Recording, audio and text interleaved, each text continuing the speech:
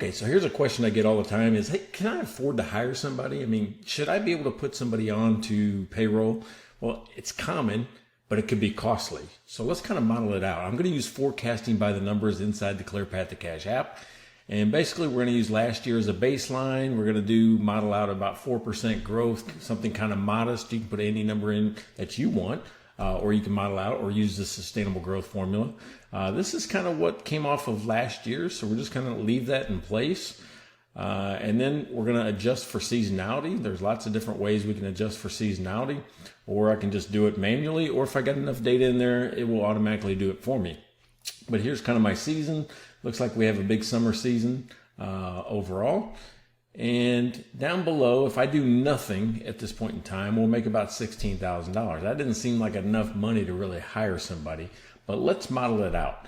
So I'm going to go add an adjustment. This is adjusting the income statement. And my hope is if I hire somebody, they'll also increase a little bit of revenue. So I'm going to add the adjustment. I'm just going to call it hire a manager. And you can link it to an action if you have a to-do or something like that where I want to hire a manager. You can link this to your to-dos. But I'm going to add a line this time.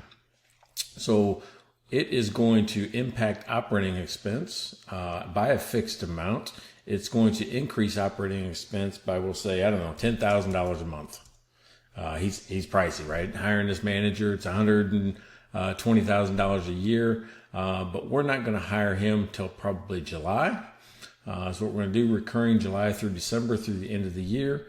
And then I want to add a line because I think he's going to have to make up some of the thing. But before that, let's go check on this. I'm going to save the adjustment and basically go down and check again. We're hiring a manager at $10,000. Now you can see we're going to lose money with this guy, so he's going to have to pick up some of the pace. And it automatically adjusted my operating expense by doing that. Now I can go back and say, well, I expect he's going to need about a 3-month ramp up, and then he's going to start generating some revenue himself, and maybe he'll bring in the first 3 months, he'll bring in just enough to cover his salary, we'll say. So let's do that. We're going to go back to edit this same adjustment because I want to keep it in a nice little package. I'm going to add a line to this adjustment, and this time revenue is going to come up by a fixed amount, and we're going to add another $10,000 a month. But we're going to say July, August, September. He's going to start in October generating revenue, right? He needs a little bit of time to actually, press the wrong one. He needs a little bit of time to increase. So I need to, well, I guess I'll start it in September. There we go. And update that. So you can see now revenue is going to come up. It's changed it. We're still going to lose a little bit of money.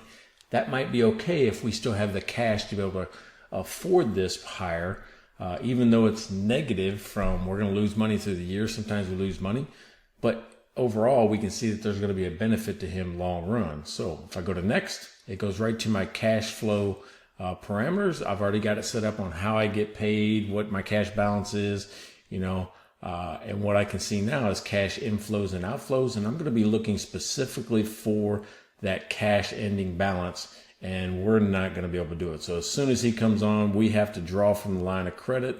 We've maxed out our line of credit, and we're just not going to have any money. We're going to be at zero through the end of the year. Probably not the best time to hire somebody, or at least this guy, if they're going to produce that amount. So that's how you use the forecasting by the numbers to be able to make decisions on things like hiring, buying trucks, doing anything, moving locations. You can model any scenario inside forecasting by the numbers. If you've ever been asked that question, can I hire somebody? Well, that's a moment. And a moment that we know. And the ClearPath to Cash, it was built for that moment. Cash flow, Mike. ClearPath to Cash. Cash flow, Mike. No turning back. Cash flow, Mike. Straight through the dust. Cash flow, Mike. We trust. We trust. We trust. We trust.